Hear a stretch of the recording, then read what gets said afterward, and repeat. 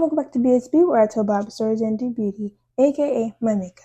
Today we're going to be doing the Daniel in the Den of Lions story, and we're going to be in Daniel 6, 1 through 25.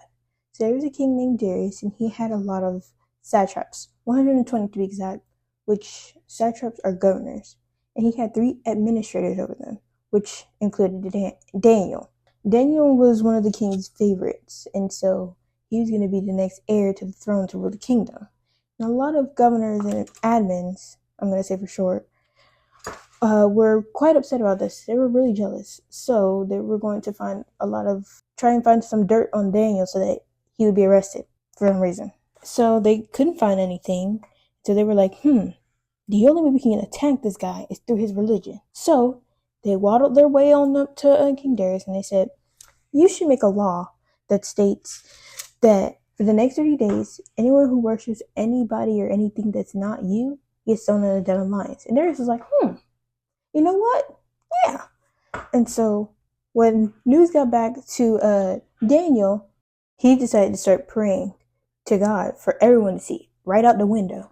And so the governors and admins, they were like, they caught him and they snitched to Darius. And Darius was like, no, not my Daniel. And he had to follow his own law. And Darius was like, no, not Daniel. And so he threw him in the den. He was like, I hope your God can rescue you. And so they shut the den with the lions. And Darius couldn't even go to sleep, couldn't eat, couldn't be entertained. He's just sitting there. Daniel, I hope you're okay, buddy. And so the next day, Darius comes scurrying down checking the den to see if Daniel's alive. He's like, Daniel, you alive down there? And Daniel was like, yeah, my God got me.